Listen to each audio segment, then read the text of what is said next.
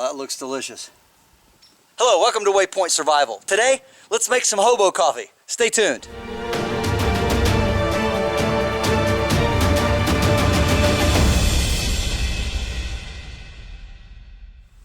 Alright, so the first thing we want to do is we want to take our billy can off of the bindle stick and then remove the hook. And this is just a wire hook that I bent around to make carrying it a lot easier and also to grab things if I don't want to stoop over and pick things up. So it's just kind of a nice little handy gadget on the end of the stick, and it's just into this notch. Alright, next we got to untie this. Alright, there we go. Now we don't have to untie the whole thing. We can leave it knotted in the center. And of course, we have our tin coffee cup here. And we'll set that aside. And then we've got our Master Barlow knife, harmonica, old pocket pal, and the honer.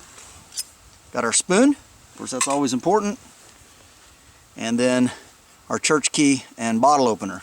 And an extra pair of socks, which can be used for just a whole lot of things. Also, we have our grinding stick, Boy Scout knife, box of matches,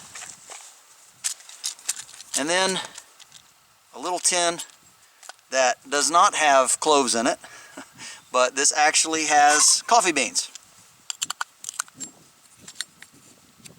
Now you could carry ground coffee if you wish, but we're going to do things the old-fashioned way. So what we're going to do is we're going to measure about a tablespoon of coffee beans, and it doesn't have to be perfect, just an approximation. We've got a few extra, but that's fine. And we'll put those down in the bottom of our cup like this.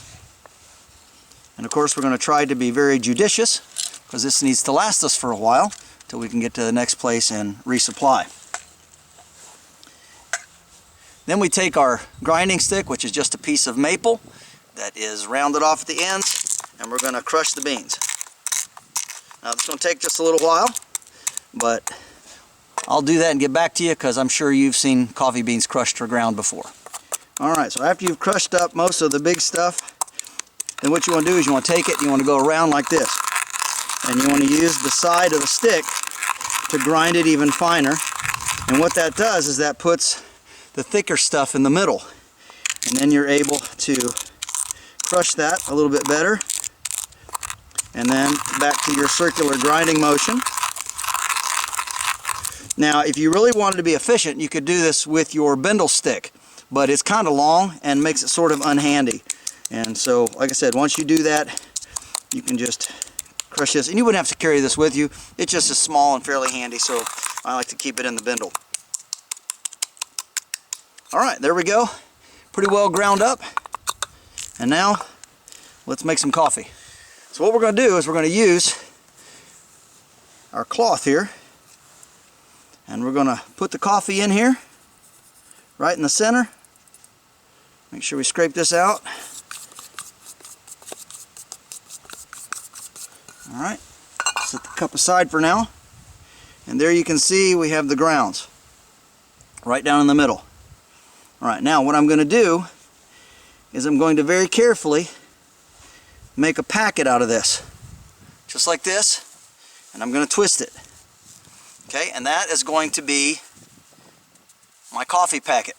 Now, you can tie a string around this, and that's going to help you a lot when you start cooking. But you want to make sure, as you're cooking or boiling your coffee, you want to make sure that whatever string you use doesn't have any oils in it. So you want to be careful about using something that, like a hemp rope or some other cord that might have a natural oil. A cotton string works best. Of course, you don't have to do that. You can stick it in just like this, and that'll work fine. Alright, next we're going to put some water in, and we'll use our bottle here. It's just a denim bottle with a leather cord to carry like a canteen. And I did burn out the interior plastic of this can. You should always do that if you're going to cook in these cans because they have a plastic lining. They haven't used BPA in them for some time, but even though it doesn't have a BPA coating, there is still a plastic polymer, and you don't want to be drinking or using that in your cookware. Alright, there we go. And let's put it on our cooker. And here we go. Right over the flame, just like that. And we're going to get that heated up, and then we'll put our coffee inside. And if you want to know how I made this hobo heater, I'll put a link to it right up here. Alright, the water's heating up, and what I did was I just took a little bit of a thread and tied it around here and made it easy to take on and off, but that's going to help hold that coffee that I ground into the ball. And then we're just going to set it inside just like this, and of course try to keep your hobo hanky out of the flames. If you set it right, it'll set just in top like that, and you won't have any problem with the flames catching your cloth on fire. And there's our hobo coffee starting to steam. Looking forward to drinking a nice hot cup. It's quite chilly out today. Alright, so our hobo coffee is done, nice and warmed up. Grab this very carefully. It's hot. Alright, put the rest of it back in there so it can stay warm. Now I could have left it in longer, it would have gotten darker, but I wanted to do this and get it done for the sake of the video. Alright, let's check it out. Well, that looks delicious. Could have been a little stronger, but it's nice, warms me up, and it's a pretty efficient way to make coffee. Appreciate you watching this video. Hope you've enjoyed this little tutorial on how to make hobo coffee.